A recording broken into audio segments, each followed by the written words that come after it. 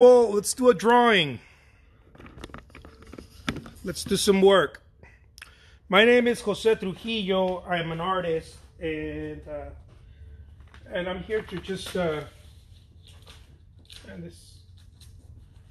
I feel like this paper is giving up on me. This tape. Hold on. I have to really. There we go. Yeah, we have to really teach it a lesson because otherwise it'll do whatever it wants. There we go. Maybe it's teaching me a lesson. All right, my name is Jose Trujillo. I'm an artist, and I'm going to be doing a work on paper here. For those of you who want to join, it's very simple. This is very intuitive. I'm using a piece of compressed charcoal. Very simple stuff. And I've been wanting to just show a little bit of what I do here. So bear with me, guys.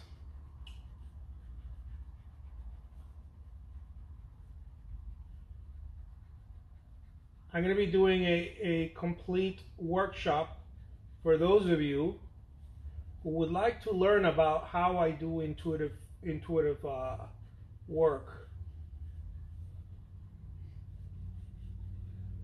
where I'm going to explain to you guys a step-by-step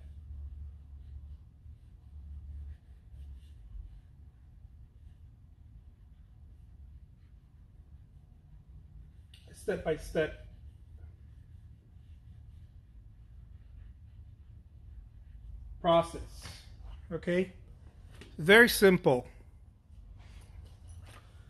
So I'm not using, for those of you who may want to ask about reference material or anything like that, I am not using any reference. This is a referenceless work.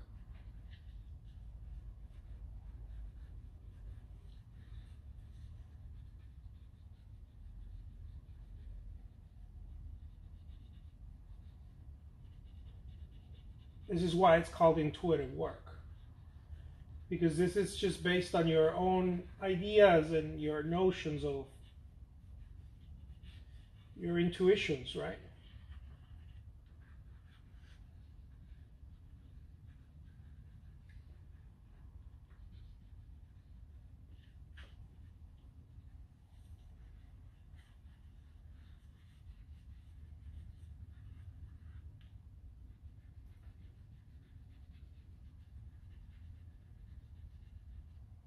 Extremely simple.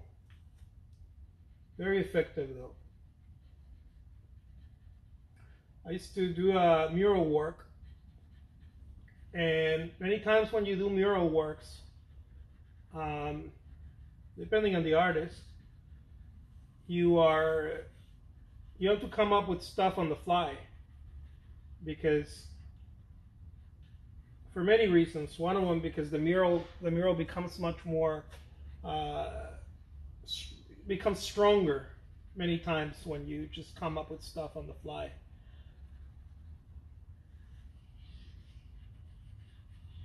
There's a certain power to the mural.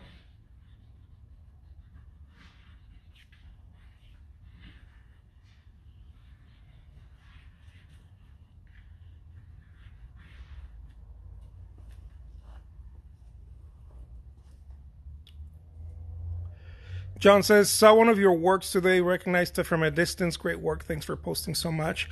Oh, thank you. Appreciate it. Yeah, I'm trying to post as much as possible. Hopefully, one day the world will catch on to what I'm doing. If not, that's fine. But that's always the idea of the artist, is to create. And sometimes the world catches on, sometimes it doesn't, and it's fine either way.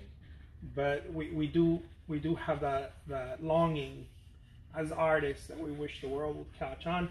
Not necessarily only for monetary value, but the message, so that the message gets delivered, right? So that the message gets delivered.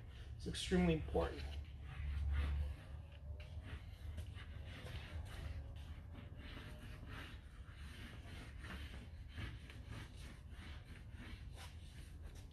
We will look for the message to get delivered.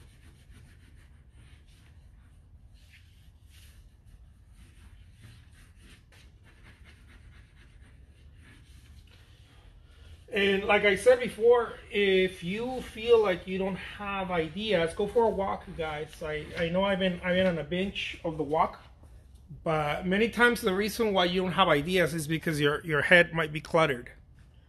And it's not necessarily that you don't have ideas, it's that there's not enough oxygen in your head. And I mean this with all respect.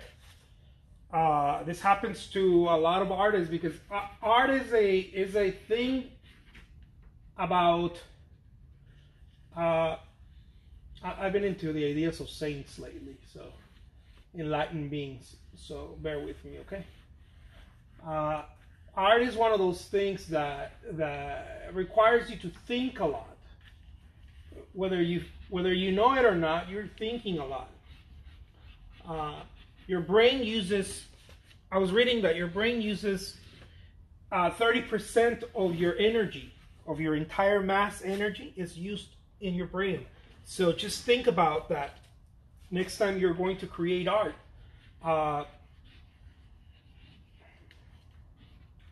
Your brain you're using your capacity a lot. You're utilizing your capacity so much to the point where you get exhausted. And that's when artists say, oh, I have burnout, or I have artist block. It's not that, it's that your brain is exhausted. It's not that you have it looks like a block, it's just your brain says no more. I don't want to play this game anymore, it hurts too much. So your brain turns off, actually doesn't want to mess with it. And it creates all sort of feelings for an artist, all sort of negative stuff.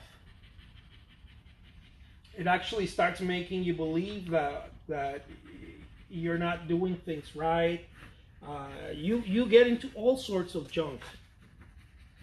I know I've been a full-time artist for some time now, guys. I've been a full-time artist for about a decade now, and I'm a young person, but I've done this for almost a decade.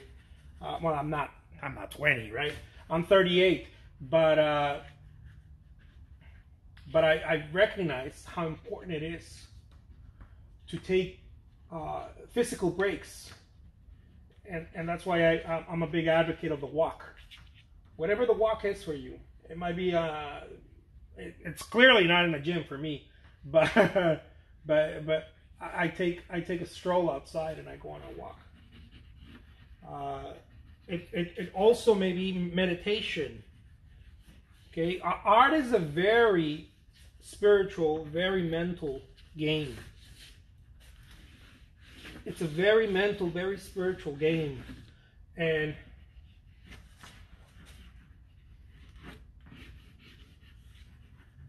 if you're not careful,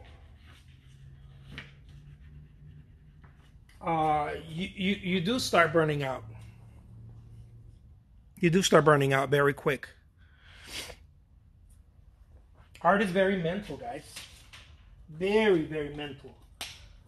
I wish more people knew this, because most people think that art is not mental at all, but it's not supposed to be.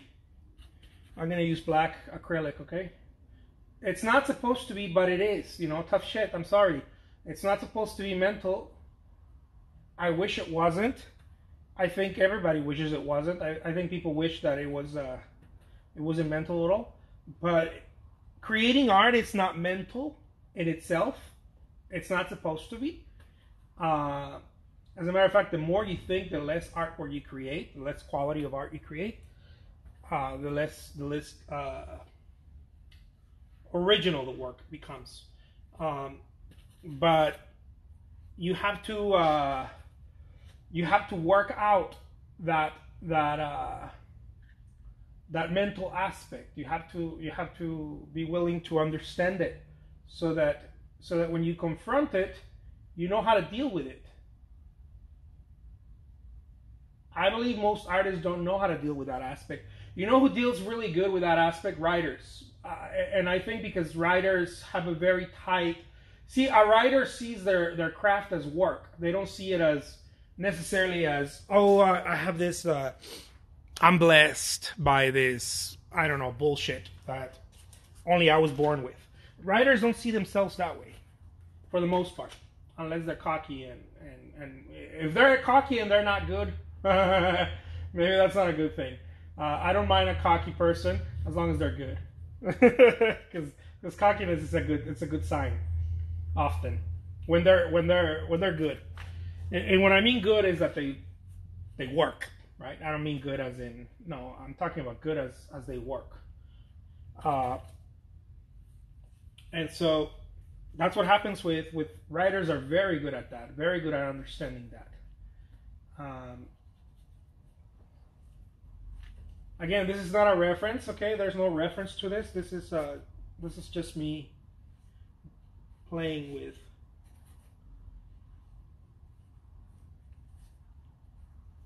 ideas and shapes and faces and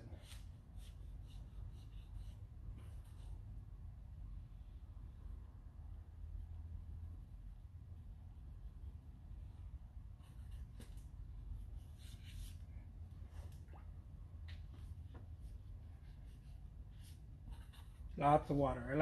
I like to use thick paper because I play with lots of water. Just like my oils, I like to use lots of water. Just like my watercolors, you'll see, for those of you who have ever seen my watercolors, lots of water.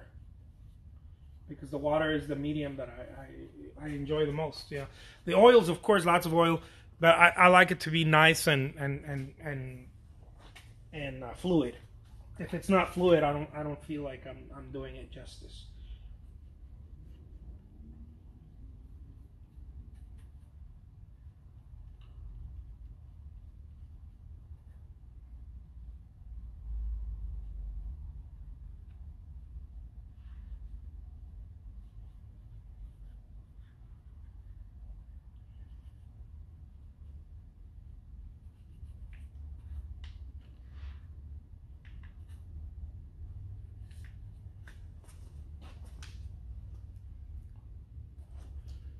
Very simple stuff, as you can see. Extremely simple.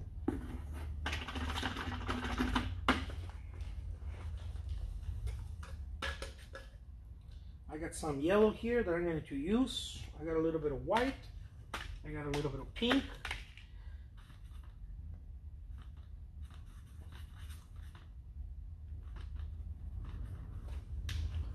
And just for kicks.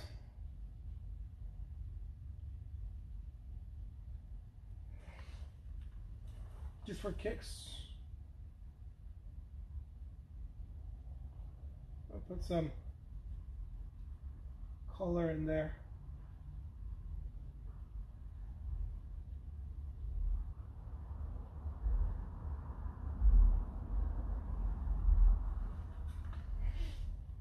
Again, intuitive, right? Intuitive means that you're just playing with it. You're not really. I think lots of the old artists painted this way, to be honest. There's a lot of talk about how they used models and whatnot. I highly doubt that they were always using models. If you see their work, it doesn't look, especially the older ones, the ones like El Greco, and even later like Goya. You see that the whole model thing, it's more of where they studied, but I don't really think that's how they work. Besides, I think that models were probably very hard to come by. I know they were hard to come by for me as a younger artist. I've talked about how I have to pay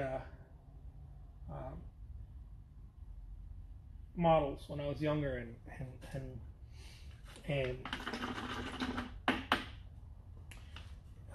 I wasn't getting them from the art schools because those were expensive models.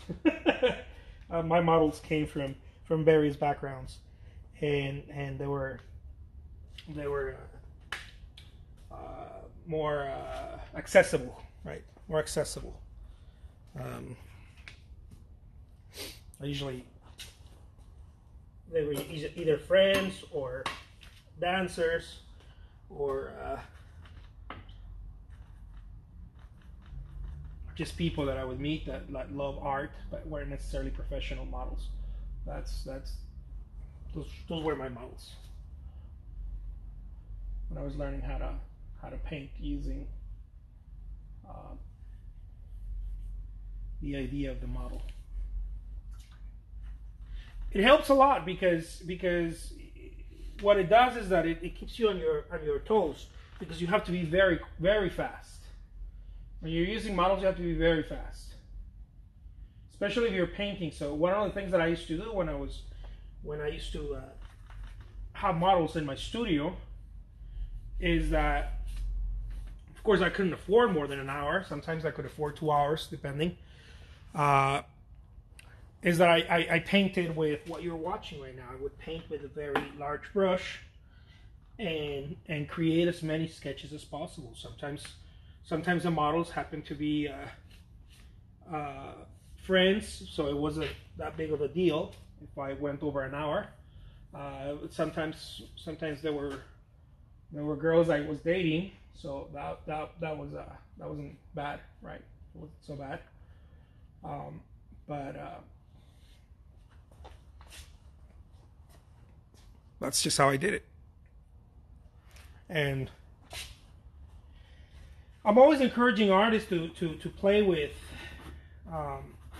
intuitive work, because it teaches you something that you're not going to get elsewhere, because you're not looking at anything. So it's just God and you, guys. You know, you're not going to get this anywhere else when you're doing intuitive work. There's no such thing as, well, did I did that right? Did I not? Because there's no reference point. There is not even supposed to be a mental reference point, because if there is a mental reference point, it's not intuitive anymore. You know, so it's not even like, well, that's not how you draw a face, you know, that kind of shit. You can't have that in intuitive work, because you kill the work. You have to really just allow it.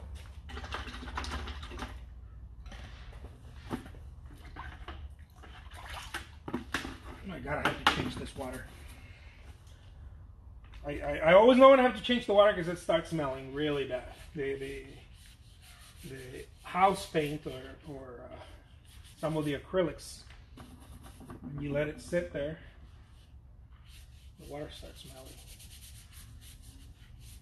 And it doesn't take much. It takes a couple of days, maybe 1 or 2 days before it starts. Especially the house paint is very smelly. And not good smelling. Like yeah.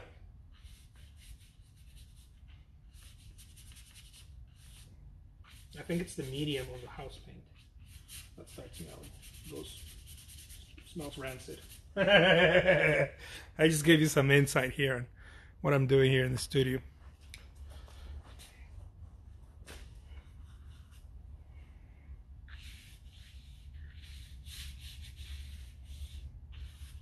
And if you want it to look like something, well, you can, you can go for it. But that's not, again, it's not very intuitive if you're looking for it to look like something. Something specifically.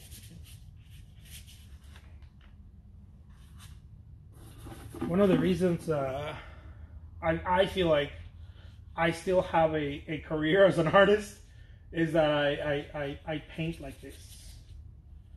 And so I'm able to come up with fresh ideas because of that, because I'm always painting like this. Not every single time, but I tap into this as much as possible, into this deal. Yeah, the house paint, man. Yeah, I'm telling you, it's like, right? Am I right? It's the house paint, right? It smells horrible. As soon as you,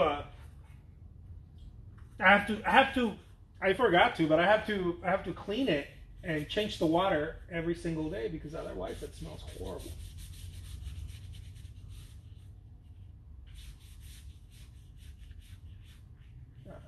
It's the house paint that smells like that.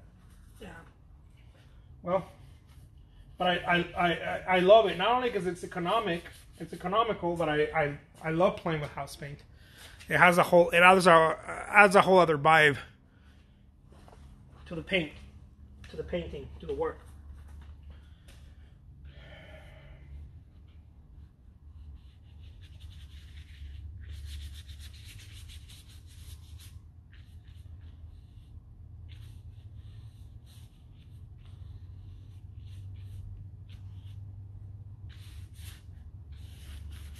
I really like this larger sheets of paper. The sheets of paper you can get it for about maybe $10–15 a pop.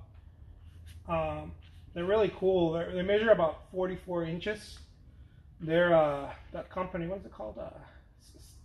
Smats. I forgot what it's called. Something S. It's a well-known company. I buy them in bulk, so I get a deal. I'm trying to get a deal with the local art supply store. We'll see how that works.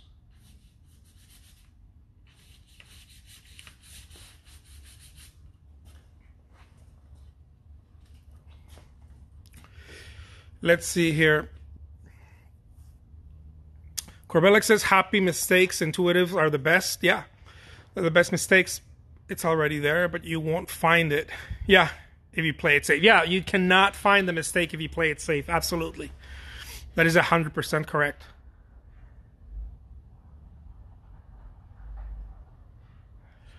Yeah.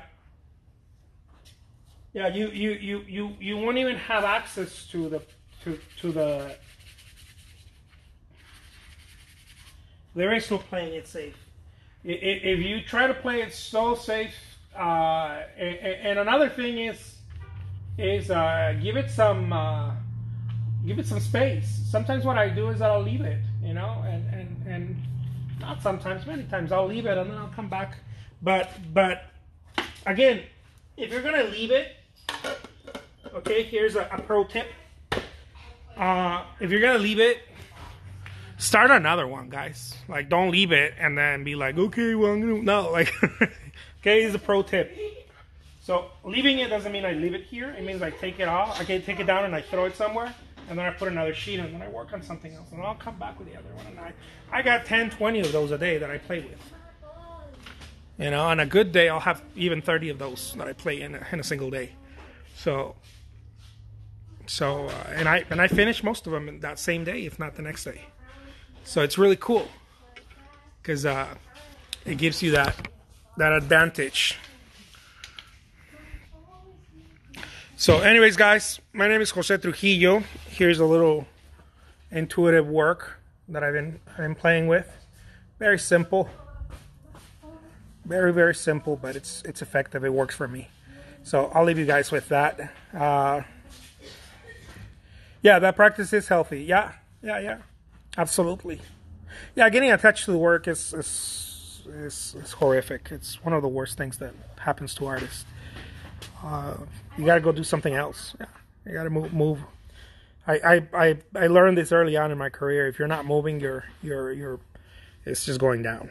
You have to keep moving from one thing to another.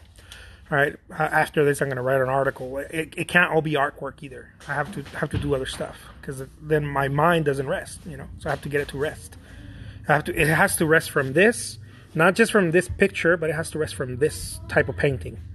Right, and it's got to go now. I'm going to go write something or make a workshop, or it's got to move. It's got to change. Otherwise, my mind gets stuck, and then no creativity comes out anymore.